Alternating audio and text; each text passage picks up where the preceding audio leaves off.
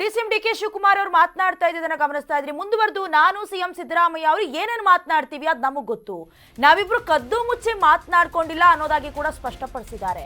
ನಾನು ಸಿಎಂ ಏನು ಮಾತನಾಡಿದ್ದೇವೆಂದು ಗೊತ್ತು, ನಾವಿಬ್ರು ಕದ್ದು ಮುಚ್ಚಿ ಮಾತನಾಡ್ಕೊಂಡಿಲ್ಲ. ಹೀಗಂತ ಬೆಂಗಳೂರಿನಲ್ಲಿ ಡಿಸಿಎಂ ಡಿಕೆ ಶಿವಕುಮಾರ್ ಹೇಳಿಕೆಯನ್ನ ಕೊಟ್ಟಿರೋದು. ಇನ್ನು ಕೆಲವೊಂದಷ್ಟು ಕುರ್ಚಿಯ ಕಾದಾಟದ ವಿಚಾರವಾಗಿ ಗೊಂದಲ ಇದೆ ಅನ್ನೋದಾಗೆಲ್ಲ ಸುದ್ದಿ ಆಗ್ತಿದೆಯಲ್ಲ, ಆ ವಿಚಾರಕ್ಕೂ ತೆರೆ ಎಳೆದಿದ್ದಾರೆ. ಗೊಂದಲ ಏನಿಲ್ಲ, ಬೇರೆಯವ್ರಿಗಿರಬಹುದು ಗೊಂದಲ, ಆದ್ರೆ ನನಗೆ ಯಾವುದೇ ಗೊಂದಲ ಇಲ್ಲ ಅನ್ನೋದಾಗಿ ಸ್ಪಷ್ಟಪಡಿಸಿದ್ದಾರೆ ಡಿಕೆಶಿ. ನಾವು ನಮ್ಮ ವರಿಷ್ಠರು ಏನ್ ಮಾತನಾಡ್ಕೊಳ್ಬೇಕು ವಿಚಾರ ಅದು ಮಾತನಾಡ್ಕೊಂಡಿದ್ದೀವಿ, ಇನ್ನು ಬೇರೆಯವ್ರು ಟೆನ್ಷನ್ ತಗೊಳ್ಳೋದೇನು ಬೇಕಾಗಿಲ್ಲ. ಹೇಳಿಕೆ ಕೊಡೋದ್ರಿಂದ ಪ್ರಯೋಜನ ಇಲ್ಲ, ಯಾರಿಗೂ ಕೂಡ ಅದರಿಂದ ಪ್ರಯೋಜನ ಆಗೋದಿಲ್ಲ ಅನ್ನೋದಾಗಿ ಡಿಕೆ ಶಿವಕುಮಾರ್ ಸ್ಪಷ್ಟಪಡಿಸಿದ್ದಾರೆ. ಈಗಾಗಲೇ ದೆಹಲಿಗೆ ಹೋಗ್ತಿದ್ದಾರೆ.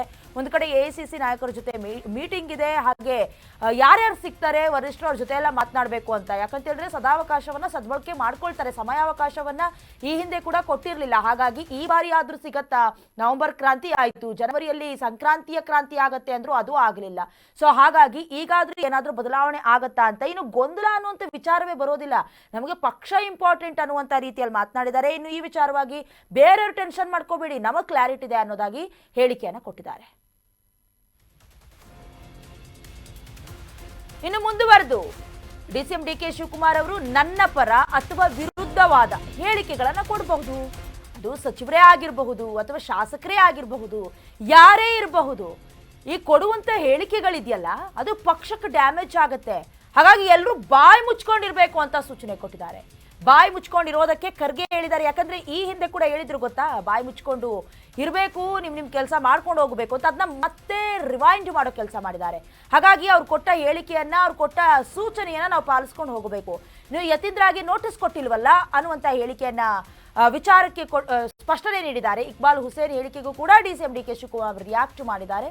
ಅದನ್ನ ಹೈಕಮಾಂಡ್ಗೆ ಕೇಳಬೇಕು ಅಂತ ಅನ್ಕೊಂಡಿದೀವಿ ಅನ್ನೋದಾಗಿ ಹೇಳಿಕೆ ಕೊಟ್ಟಿರೋದು. ಈಗಾಗಲೇ ಗೊತ್ತಿರೋ ಹಾಗೆ ಯತೀಂದ್ರ ಸಿದ್ದರಾಮಯ್ಯ ಅವರು ಮಾತ್ರ 5 ವರ್ಷ ಸಿಎಂ ಸಿದ್ದರಾಮಯ್ಯ ಅವರೇ ಮುಂದುವರಿತಾರೆ ಅನ್ನುವಂತ ಬಹಳ ಸ್ಪಷ್ಟವಾದ ಹೇಳಿಕೆ, ಬದಲಾವಣೆಯ ಮಾತೇ ಇಲ್ಲ ಅನ್ನೋದಾಗಿ ಹೇಳಿಕೆಗಳನ್ನ ಕೊಡ್ತಾ ಇದ್ದಾರೆ. ಇನ್ನು ಇಕ್ಬಾಲ್ ಹುಸೇನ್ ಅವರು ಕೂಡ ಮುಂದಿನ ದಿನದಲ್ಲಿ ಪಕ್ಷವನ್ನ ಸಂಘಟನೆ ಮಾಡಿರುವಂತ ಕಾಂಟ್ರಿಬ್ಯೂಷನ್ ಡಿಸಿಎಂ ಡಿಕೆ ಶಿವಕುಮಾರ್ ಅವ್ರಿಗೆ ಹೋಗಬೇಕು.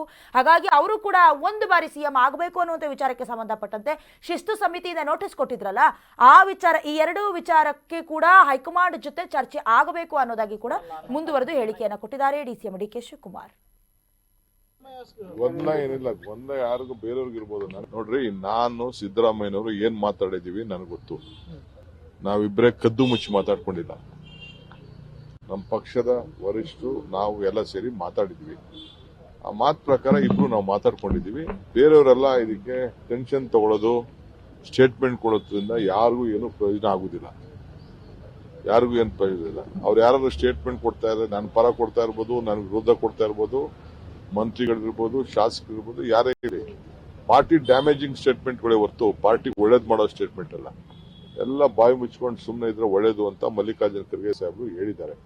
ಅದನ್ನ ನಾವು ಪಾಲನೆ ಮಾಡ್ಕೊಂಡು ನಾವು ಮಾತಾಡಿದ್ರೆ ನೋಟಿಸ್ ಕೊಡ್ತಾರೆ, ಯತೀಂದ್ರ ಅವ್ರಿಗೆ ಯಾಕೆ ನೋಟಿಸ್ ಕೊಡಲ್ಲ ಅನ್ನೋ ಪ್ರಶ್ನೆಯನ್ನ ಇಕ್ಬಾಲ್ ಹುಸೇನ್ ಅವರು ಮಾಡಿದ್ದಾರೆ. ಹೈಕಮಾಂಡ್ ಕೇಳೋಣ.